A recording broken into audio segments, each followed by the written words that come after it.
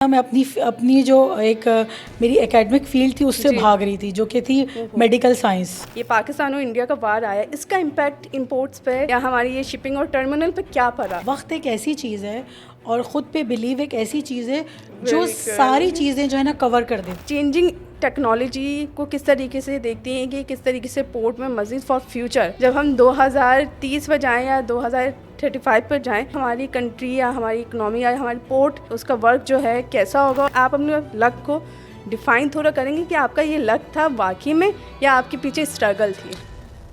जी miss गुलशन, आप अपने बारे में बताएं हमें कुछ कि आपकी जो पर्सनल जर्नी है उससे आप प्रोफेशनल जर्नी में कैसे आई हैं और आपने ये फील्ड जो टर्मिनल फील्ड है, it's not that easy for a women, how you choose it, what's the reason behind कि वो कौन से रीज़न थे कि आपने इसे चूज़ किया, बाय चॉइस किया या आपने इंटरेस्ट था इसलिए किया? एज अ वीमेन आपको क्या चैलेंजेस फेस हुए, मैं जानना चाहूँगी इन चीज़ों के बारे में। Thank you Anushe, it's my privilege और ऑनर कि आपने मुझे यहाँ मधु किया अपने शो में। अच्छा, जर्नी का जो मैं आपसे ये कहूँगी कि ये कोई प्लान नहीं था टर्मिनल से या ऑपरेशन से ऐसे इससे जुड़ना। ये इत्तेफाक इसलिए भी था और शायद किस्मत में भी था अगर मैं ये कहूँगी।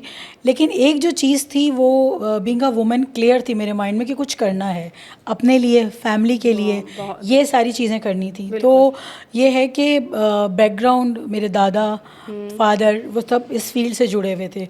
तो वो एक हेरिटेंस में तो आता ही है ना कि जी आप एक आपका जद्दी पुश्ती काम है, एक चीज़ होती है ये जद्दी पुश्ती, हाँ जद्दी पुश्ती काम है। और फिर वो आपको शुरू से ही आप घर में देख रहे होते हैं कि फैमिली के लोग जुड़े हुए हैं, आपके ख़ानदान के लोग जुड़े हुए हैं। तो ये तो था ही कि जी मुझे, हाँ इंस्पिरेशन बिल्कुल थी कि इसी जगह कुछ करना है, इसी इदारे में करना है, इसी डोमेन में कुछ करना है। तो वो ये था। फिर एक इत्तेफाक है कि एक हादसा हुआ, फादर दुनिया में नहीं रहे और फिर सब तमाम रिस्पॉन्सिबिलिटी जब मेरे कंधों पे आई तो मुझे लगा कि मेरी वालदा जो अब इस दुनिया में नहीं है, उन्होंने मुझे बहुत सपोर्ट की इस जर्नी में। उन्होंने कहा कि तुम कहीं दूसरे मुल्क जाओ और यही काम करो और इस तरह किसी फील्ड से जुड़ जाओ, अच्छा है अपने मुल्क में रहकर यहीं सब कुछ करो, यहीं कनेक्ट रहो और अपने फैमिली का काम है जो वो देख रहे थे, जिसमें वो इन्वॉल्व थे, उसको ही लेके चलो। तो फिर मुझे लगी उनकी बात, क्योंकि मैं उनको छोड़ के भी जाना नहीं चाहती थी, वो भी नहीं चाहती थी। तो इस तरह जो है वो मैं इस फील्ड में आई और मैंने कहा कि यहाँ अपना करियर बनाना है और यहीं ग्रोथ करनी है।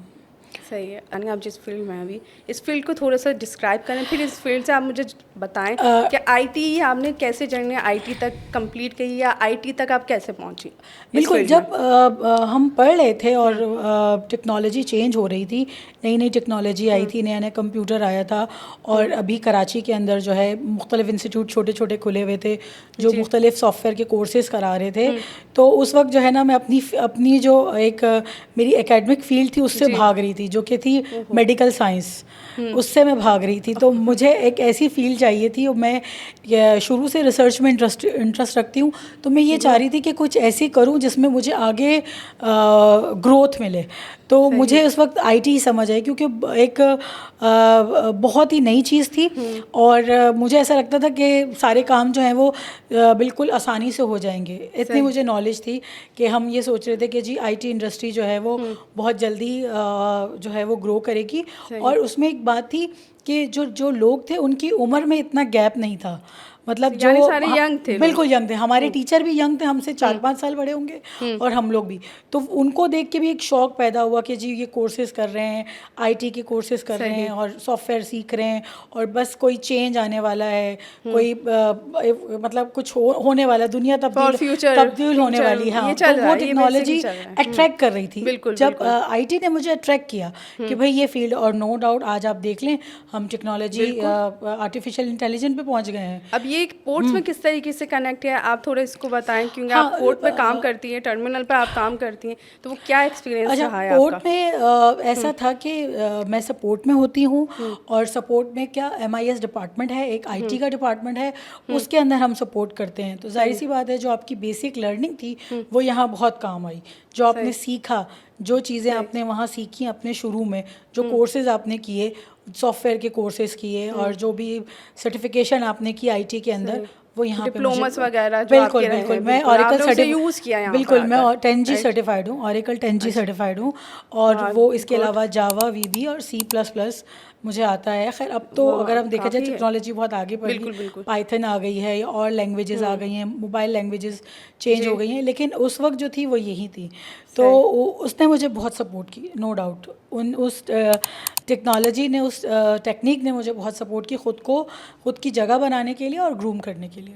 सही है। अब ये वी वॉक और PSW जिसे हम कहते हैं पाकिस्तान सिंगल विंडो सर्विस, तो इनके ये किस तरीके से रोल प्ले करेंगे? एक तरीके से सॉफ्टवेयर है, ये एक लॉजिस्टिक कंपनी में या सप्लाई चेन में, या हम शिपिंग इंडस्ट्री बोलते हैं, फ्रेट फॉरवर्डिंग इंडस्ट्री कहते हैं, इन इंडस्ट्री में इसका क्या रोल है और ये किस तरीके से एज अ IT, यानी IT एक सॉफ्टवेयर है आपका, किस तरीके से हेल्प कर रहा है हमें? हम वी बॉक की बात करते हैं तो वो स्पेशली कस्टम के लिए बनाया गया, कस्टम के लिए डिज़ाइन सही। किया गया, जो आपको कस्टम को और पोर्ट को जो है कनेक्ट करे। जाहिर सी बात है, इंपोर्ट एक्सपोर्ट होती है बिल्कुल। और आसानी चाहिए थी। जब हम ऑनलाइन सिस्टम की बात करते हैं, बैच प्रोसेसिंग की बात करते हैं, तो जाहिर सी बात है हम इसी चीज़ की तरफ आते हैं कि काम जो है वो एंड यूज़र के लिए आसान हो जाए। तो जो वी बॉक है वो कस्टम को सपोर्ट करता था। जब पाकिस्तान सिंगल विंडो की बात की तो वो ना सिर्फ वी बॉक की जो है वर्किंग को एनहेंस कर रहा था, उसको सपोर्ट कर रहा था, बल्कि जो अदर ट्रेडिंग डिपार्टमेंट्स हैं, अदर जो हमारे ट्रेडिंग मेथड है उनको आसान कर रहा था। अच्छा, ये NOC का अदर प्रोसेस हो गया। माजरत मैं डिस्कनेक्ट कर रही हूँ। ये पहले बैक पे क्या था, पहले कंडीशन क्या थी जब IT नहीं था यहाँ, जब IT आया तो क्या चेंज आया, और अब ये IT फॉर फ्यूचर बहुत चेंजेस लाने वाला है। तो आप पहले वाले वर्क को भी थोड़ा डिस्क्राइब करना और फिर इन चीज़ों का फ्लो बताएं फ्यूचर तक। पहले सारा वर्क जो था वो रजिस्टर्ड होता था, बड़े बड़े खाते। आज भी आप देखें, बल्कि अब भी आर्काइव, अगर हम किसी आर्काइव सेल का या किसी आर्काइव स्टोर का हम कहीं जायज़ा लें तो आज भी आपको बड़े बड़े जो है ना रजिस्टर भरे हुए मिलेंगे अभी भी, यानी ठीक वो है, चीज़ें बिल्कुल। हैं, हाँ, यानी वो रिकॉर्ड के लिए, ट्रेडिशनल वर्क एक्चुअली है। वो रिकॉर्ड के लिए है, जी। रिकॉर्ड के लिए अभी भी रखा जाता है। कुछ भी हो सकता है, सिस्टम भी जो है वो चल नहीं सकता है, उसमें भी सही। प्रॉब्लम आ सकती है। तो वो दोनों प्रोसेस, ऑनलाइन और ऑफलाइन, दोनों प्रोसेस पैरेलल रखे जाते हैं हर जगह पर, सेफ साइड के लिए। बल्कि अब तो बैकअप सिस्टम आ गया है, तो आप जो है आपका बैकअप दुनिया के किसी भी हिस्से में, इवन हम क्लाउड कंप्यूटिंग की बात कर रहे होते हैं तो हम क्लाउड के थ्रू बड़े अपना बड़े devices हैं। सारा डेटा जो है ऑर्गेनाइजेशन का डेटा वो बहुत महफूज हो गया है कि हम किसी अदर साइट्स पे जाके उसको रख सकते हैं। सही। ठीक है, तो पहले यही होता था कि जाहिर सी बात है वो प्रोसेस होता था ऑफलाइन, Manual हम काम रजिस्टर पे करते थे लिखते हम, थे, हाँ। बिल्कुल बड़े बड़े रजिस्टर थे, खाते थे, और फ़ोटो कॉपीज़ हुआ करती थी क्योंकि सहूलत थी। सही। और कार्बन कॉपीज़ के ज़रिए जो है काम वो महफूज किया जाता था। पोर्ट्स तो में चीज़ें हर राइट डाउन जी होती जी थी वही कि कौन प्रोसेस सा होता कंटेनर था। आ रहा है, और ये सारी बिल्कुल चीज़। बिल्कुल वी बॉक ने और बिल्कुल चेंज किया है।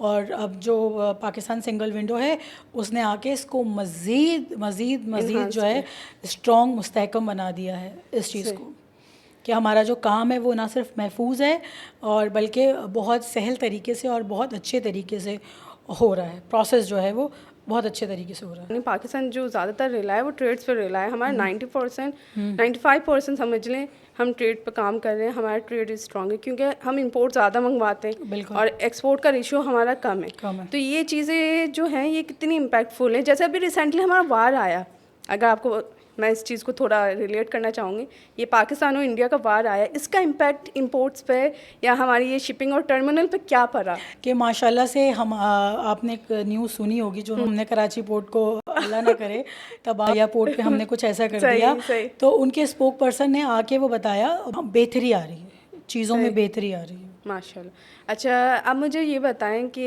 एज अ वीमेन, अब हम वीमेन के पर्सपेक्टिव से चीज़ों को देखेंगे, आपने वो कौन से चैलेंजेस फेस किए थे